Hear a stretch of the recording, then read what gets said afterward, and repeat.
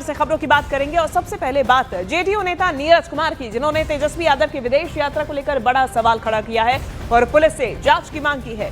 नीरज कुमार का आरोप है कि तेजस्वी यादव ने अपराधी रमीज नेमत खान के साथ विदेश यात्रा की। रमीज नेमत खान यूपी में हत्या का आरोपी रह चुका है और उसका नाम पहले भी सुर्खियों में रहा है। लेकिन नीरज कुमार ने यह भी दावा किया कि मोतिहारी सदर से आरजेडी प्रत्याशी देव गुप्ता भी इसी यात्रा में शामिल थे। देव गुप्ता का नाम 100 इनामी अपराधियों की सूची में है और उस पर 1 लाख रुपए का इनाम घोषित है।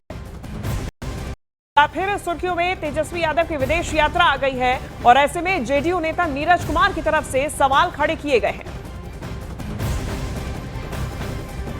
बात बरेली की, जहां पर आज भी बुलडोजर एक्शन जारी रहा। देखिए, तौकीर रजा के करीबी के मैरिज हॉल को ध्वस्त किया जा रहा है। आरोपी वाजिद बेग का ये मैरिज हॉल है जिसमें हिंसा के बाद से ये आरोपी फरार है। वाजिद बेग ये आरोपी है और इसके मैरिज हॉल पर आज बुलडोजर कार्रवाई की जा रही है। देखिए, मौके पर भारी सुरक्षा बल भी तैनात है। बताया जा रहा है कि बिना नक्शा पास कराए ही ये मैरिज हॉल बनाया गया था, इसका निर्माण कराया जा रहा था, जिसके चलते अब तौकीर रजा के इस करीबी के इस मैरिज हॉल पर बुलडोजर कार्रवाई की जा रही है। तस्वीरों में आपको दिखाते हैं, 3 तस्वीर आप देखिए, समझिए किस तरीके से कार्रवाई जारी है। और बरेली में ये कार्रवाई देखी गई जहां पे बुलडोजर एक्शन के जरिए मैरिज हॉल को ध्वस्त किया गया। दबंगों का ये मैरिज हॉल जो दंगाई के द्वारा बिना नक्शा पास कराए बनाया गया था, सुरक्षा बलों के बीच में, उनकी तैनाती के बीच में इसे ध्वस्त किया गया। बुलडोजर एक्शन लगातार जारी है। आज सिर्फ फरीदापुर चौधरी में आज बुलडोजर चल रहे हैं। आप देख सकते हैं मेरे पीछे इस वक्त कि कल वाली ये वही जगह है। ये बेग बारात घर इतनी मजबूती के साथ नियमों को ताक पर रखकर इसको बनाया गया है कि यहाँ पर लगातार कल से बुलडोजर चल रहे हैं, लेकिन ये अभी तक ध्वस्त नहीं हो पाया है। बेग बारात घर आज भी पूरी तरीके से, इस पर पूरी तरीके से प्रशासन का शिकंजा कसा हुआ है। आप देख सकते हैं कि जिस मजबूती के साथ और नियमों को ताक पर रखकर इसको बनाया गया है, इस पर लगातार बुलडोजर एक्शन जारी है। और सरकार की मंशा के अनुसार तमाम जो अधिकारी हैं उनका कहना है कि कोई भी होगा, बरेली शहर हो या कहीं भी हो, उसको छोड़ा नहीं जाएगा। हालांकि बेग की तलाश भी, जो वाजिद बेग हैं, सपा के पूर्व पार्षद हैं, उनकी भी तलाश जारी है। मौलाना तौकीर के मामले में उन पर भी शिकंजा कसा हुआ है। और उत्तर प्रदेश की राजनीति में एक बार फिर जातीय सियासत उफान पर है। समाजवादी पार्टी ने ब्राह्मण विधायकों की हालिया बैठक को लेकर योगी सरकार पर तीखा हमला बोला। समाजवादी पार्टी ने मुख्यमंत्री योगी आदित्यनाथ पर ठाकुरवादी सोच और एक जाति विशेष को बढ़ावा देने का आरोप लगाते हुए दावा किया कि अब ब्राह्मण समाज भी इस कथित जातिवाद के खिलाफ खुलकर मैदान में उतर आया है। सपा का कहना है कि अब तक दलित, पिछड़े और मुसलमान इस रवैये के शिकार थे, लेकिन अब ब्राह्मणों की यलगार ने भाजपा की मुश्किलें बढ़ा दी हैं और 2027 में सत्ता से विदाई तय है। देखिए, सपा के द्वारा कहा गया कि इस सियासी हमले के बीच में यूपी विधानसभा के शीतकालीन सत्र के दौरान ब्राह्मण विधायकों की अहम बैठक ने राजनीतिक हलकों में हलचल और भी ज्यादा तेज कर दी। सत्र के तीसरे दिन मंगलवार शाम कुशीनगर से भाजपा विधायक पीएन पाठक के लखनऊ स्थित आवास पर यह बैठक हुई, जिसे सहभोज का नाम दिया गया। पूर्वांचल और बुंदेलखंड के करीब 45 से 50 ब्राह्मण विधायक इसमें शामिल हुए। लिट्टी चोखा और फलाहार के बीच में हुई इस बैठक में मिर्जापुर विधायक रत्नाकर मिश्रा और एमएलसी उमेश द्विवेदी की अहम भूमिका रही। सूत्रों के मुताबिक चर्चा में ब्राह्मणों की घटती राजनीतिक हिस्सेदारी और उनकी अनदेखी का मुद्दा प्रमुख रहा है। इससे पहले राजपूत विधायकों ने भी बैठक कर अपने तेवर दिखाए थे। पहले राजपूतों की जुटान और अब ब्राह्मण विधायकों की ये संगठित पहल भाजपा के भीतर जातीय संतुलन पर सवाल खड़ा कर रही है। देखिए, सियासी जानकार इसे 2027 से पहले यूपी की राजनीति में बढ़ती अंदरूनी चकल्लस का संकेत मान रहे हैं। ये सहभोज और फलाहार दोनों था। परसों हम लोग विधानसभा में बैठे थे तो आपस में चर्चा हो रहा था कि जाड़े का मौसम है, लिट्टी चोखा का कहीं स्वाद लिया जाए। उसी संदर्भ में तय हो गया, हमारे आवाज तय हुआ। जो माननीय विधायक जी लोग मिलते गए, उनसे कहा गया कि भाई आइए, सहभोज है। और उसमें संजोग से कि केवल उसमें ब्राह्मण थे, ब्राह्मण भूमिहार थे। अगली बार होगा तो सभी जाति विधायक रहेंगे। और बैठ करके जो चर्चाएं हुई हैं SIR के बारे में, जो इस समय चल रहा है, ज्वलंत वही है, उसके बारे में विधानसभा जो लोग आए थे अपने विधानसभा के बारे में चर्चा की, पारिवारिक चर्चाएं हुई, केवल यही था। अब मीडिया पता नहीं क्या क्या कि ब्राह्मण नाराज हैं, ऐसा कुछ है नहीं। और वहीं इस बैठक पर उत्तर प्रदेश के उप मुख्यमंत्री केशव प्रसाद मौर्य ने कहा कि विधायक एक दूसरे से मिलते रहते हैं, मिलना एक अलग विषय है और इसको लेकर चश्मे से किसी प्रकार से नहीं देखना चाहिए। मुझे लगता है कि जब विधानसभा का सत्र चलता है तो इसको ब्राह्मण और क्षत्रिय और पिछड़ा और अनुसूचित वर्ग से जोड़ के मत देखा करिए। विधायक एक दूसरे से मिलते रहते हैं, वो मिले उस तो कोई गलत बात नहीं है। हम सदन में भी मिलते हैं, घरों में भी मिलते हैं, मंत्रालयों में भी मिलते हैं, तो मिलना यह एक अलग विषय है, इसको अलग चश्मे से नहीं देखना चाहिए। तो 2027 के उत्तर प्रदेश विधानसभा चुनाव को देखते हुए कांग्रेस संगठन मजबूत करने की तैयारी में जुटी हुई है।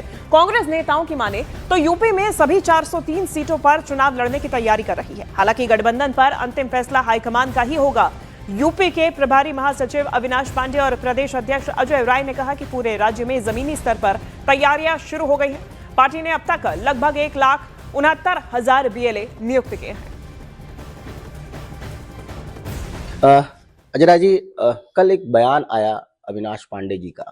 उत्तर प्रदेश में इस बार आप पूरे विधानसभा सीट की तैयारी कर रहे हैं, क्या तैयारी है ये? नहीं, देखिए, आदरणीय प्रभारी जी ने जो बात कही उस दौरान मैं भी था। मुंबई में उत्तर भारतीय एक सम्मान समारोह कार्यक्रम था, वहीं हम सब लोग गए थे, मैं कल लौटा हूं। उन्होंने ये कहा है कि हम 403 विधानसभाओं पर अपना संगठन सृजन का कार्य कर रहे हैं और मजबूती से संगठन को वहां खड़ा करने का काम कर रहे हैं। बाकी जो निश्चित तौर से राष्ट्रीय नेतृत्व, जो राष्ट्रीय पूरी जो टीम है हमारी, उसका जो निर्णय होगा वो सब लोग उसको मानेंगे और पूरी ताकत के साथ हम लोग 403 विधानसभाओं पर संगठन सृजन, संगठन को मजबूत करना, ताकतवर बने हमारा संगठन, इस पे हम काम कर रहे हैं। तो पूरे मतलब विधानसभा सीटों पर कांग्रेस तैयारी कर रही है? नहीं, पूरी तैयारी के साथ हम 403 विधानसभा में संगठन सृजन, संगठन को मजबूत करने का काम, संगठन ताकतवर होगा। जब संगठन ताकतवर होगा तभी तो लड़ाई होगी। चाहे जो भी हमारे साथ गठबंधन में आएंगे, जो भी लोग खड़े होंगे, जब हमारे पास संगठन की ताकत होगी तभी हमारे पास सब लोग आएंगे। बिहार में विधानसभा चुनाव हो गया, 2027 में यूपी में विधानसभा चुनाव है। वहां के जो प्रभारी हैं वो कह रहे हैं कि कांग्रेस सभी सीटों पर लड़ने की तैयारी कर रही है, हालांकि अलायंस का फैसला बाद में होगा। क्या आपको लगता है कि उत्तर प्रदेश जैसे प्रदेश में कांग्रेस को अकेले जाना चाहिए जहां संगठन कमजोर है? अभी देखिए, अभी कहना बहुत मुश्किल है। अभी 2027 होने में टाइम है, समय है। अभी हम लोग उस पर पुनः विचार करेंगे। लेकिन जो संगठन को मजबूत करने का जहाँ तक सवाल है, वो तो होना ही चाहिए। हम एक राष्ट्रीय पार्टी है, तो हमारा संगठन हर जगह ब्लॉक स्तर पर या जमीनी स्तर पर हमारा संगठन होना चाहिए। अगर हम अलायंस भी करते हैं तो उसका फायदा अलायंस को मिलेगा। तो बिहार और यूपी जैसे प्रदेशों में आपको लगता है कि संगठन सभी सीटों पे मजबूत हो पाएगा चुनाव तक? बिहार में तो हो गया, यूपी की बात करो। नहीं, हम लोग तो अगर मेहनत करें तो हो सकता है। सवाल ये है कि हमारे जो प्रभारी है या जो संगठन के पदाधिकारी हैं, ये उनकी जिम्मेदारी है कि संगठन को ज़मीनी स्तर पर मजबूत करने का काम करें। नेतृत्व ये निर्देश दे रहा है, उनको लगातार इस बात से आगाह किया जा रहा है कि ज़रूरत इस बात की है कि संगठन को मजबूत किया जाए। और इस पूरे मामले पर समाजवादी पार्टी ने कहा कि सभी पार्टी तैयारी करती है, लेकिन हम साथ रहकर ही भाजपा को हरा सकते हैं।